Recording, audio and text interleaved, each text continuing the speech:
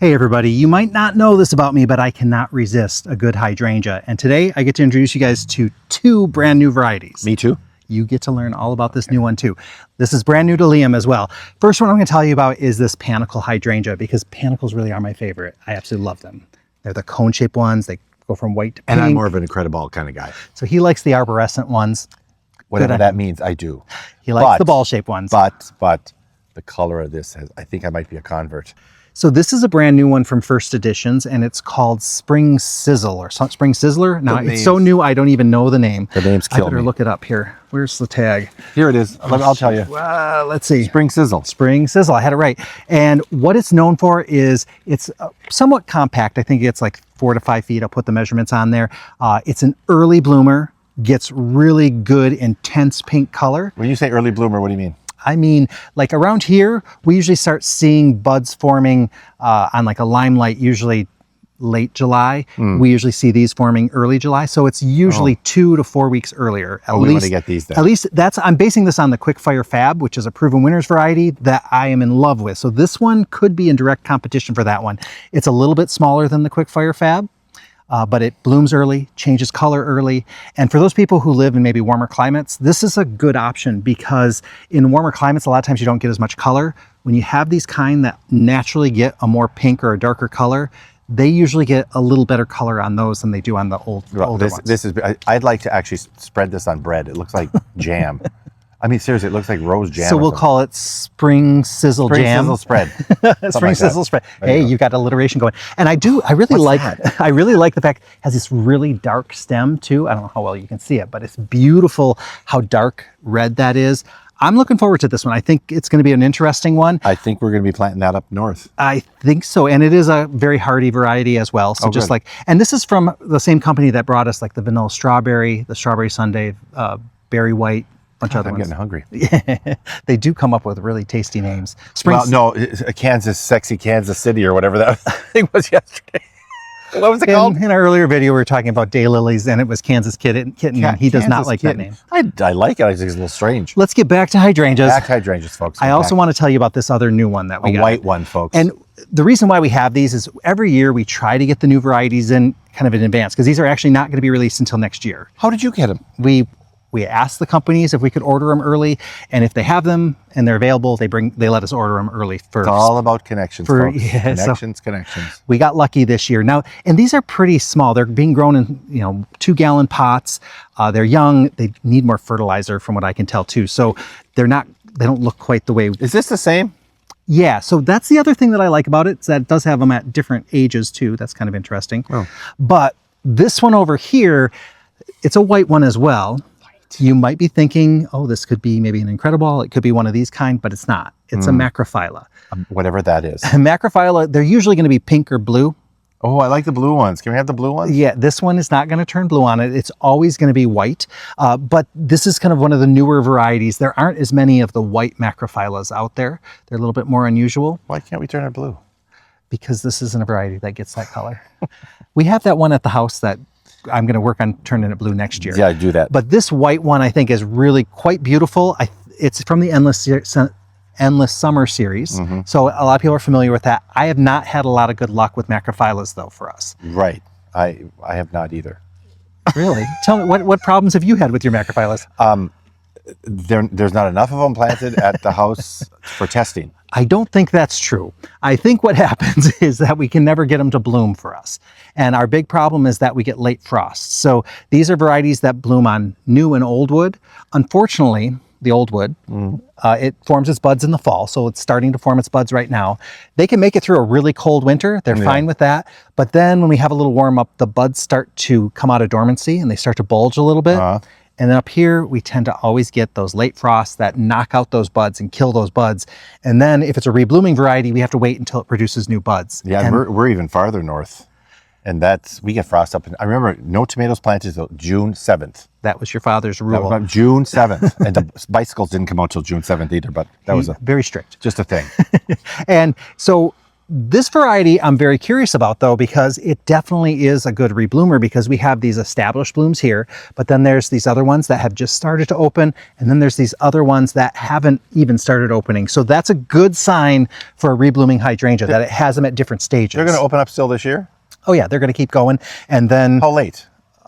right up to September, frost, October? right till they freeze out. Oh, that's kind of cool. Yeah, so they should, but again, I've been bit so many times by macrophylla hydrangeas that got hit by the late frost, and then it just took them forever to have new blooms. And so maybe I get like 4 blooms off of them, and everybody else in warmer climates have their whole the whole thing's covered in blooms. Yeah. So I'm very curious to see how this one does. And it's called DreamCloud from the Endless Summer series. So it does have a kind of a dreamy cloud kind of look to it. Now the flowers that I have here, some of the petals have turned a little bit brown.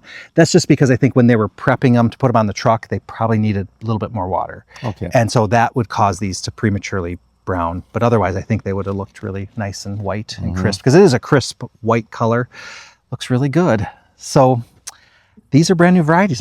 I'm so excited we got to see them in advance. Me too. Also, Yes. I think it was First Editions also put out this year, their brand new one was called Flowerful, and it was an arborescent, your ball-shaped ones. Okay, I love them. That's the one that we planted over at Kathy and Arts, Oh, that's cool. and it's doing great. We planted it back at the end of May.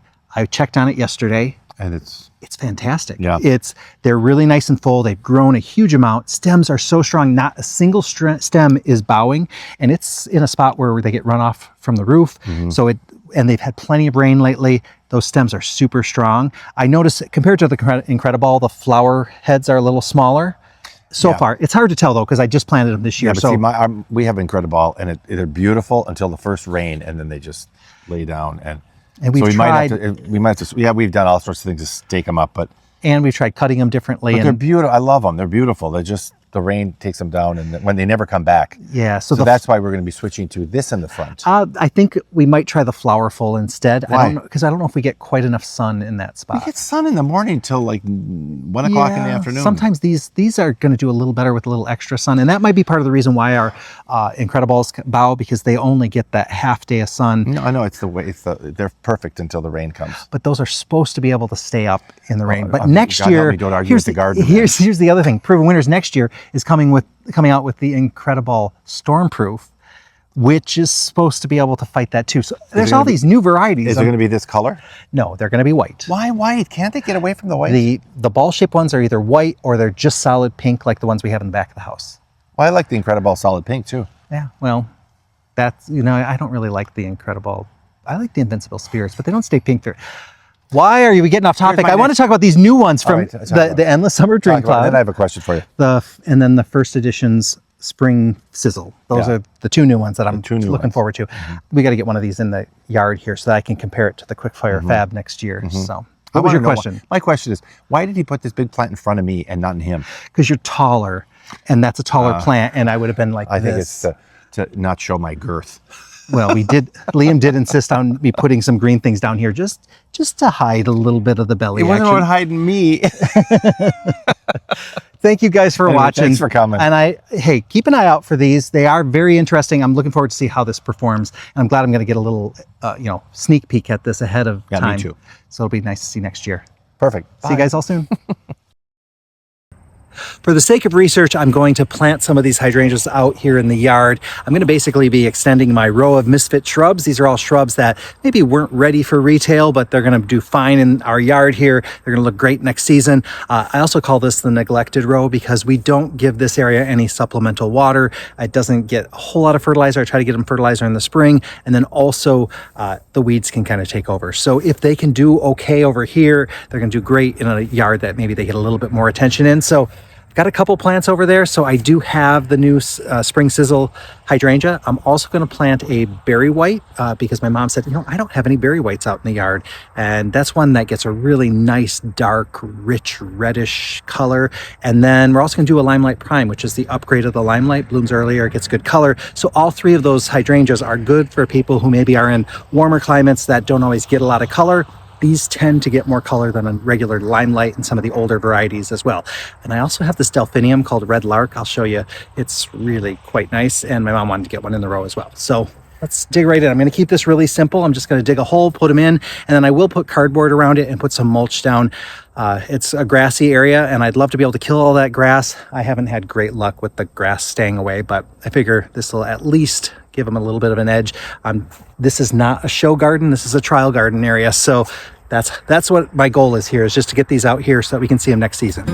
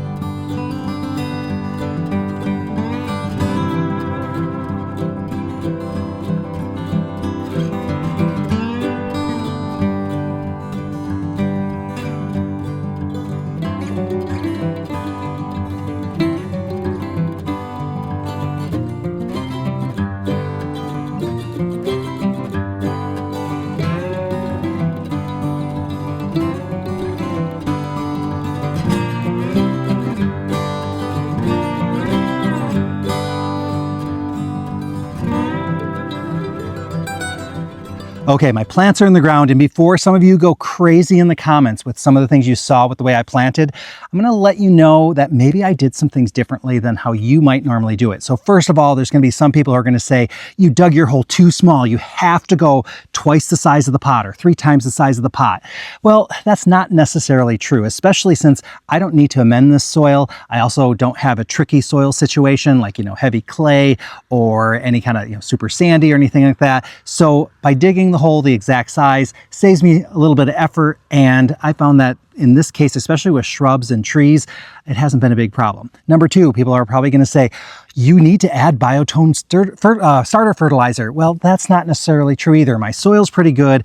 I am going to make sure and add some compost and fertilizer next season. So that's a very important thing that, although I didn't fertilize them now, it doesn't mean that I don't fertilize these, but not using that fertilizer, that starter fertilizer, or any of the, Espoma products in there, it'll be okay, I promise. You just got to make sure that the plant is getting what it needs when it needs it.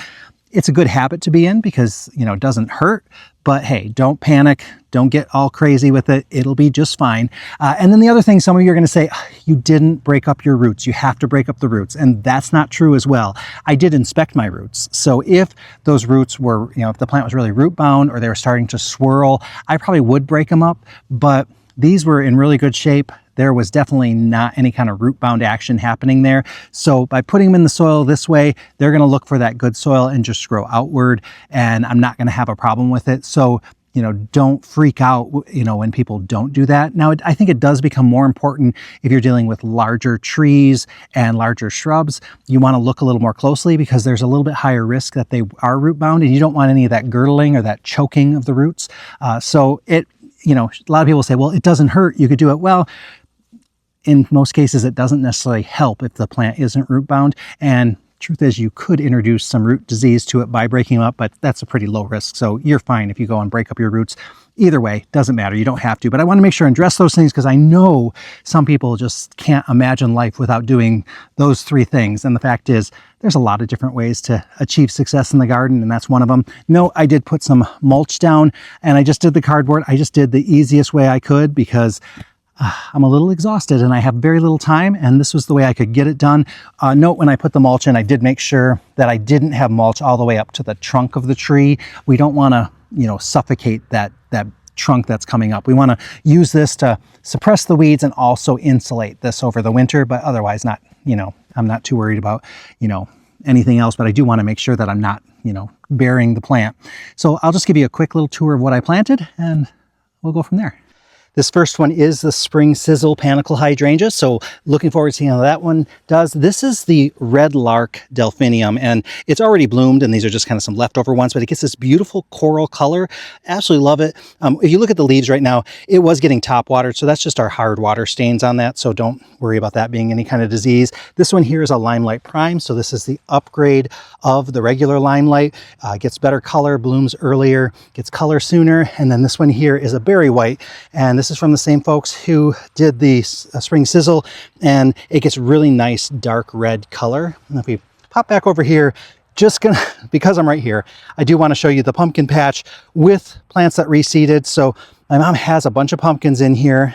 She just planted the seeds. They're doing great.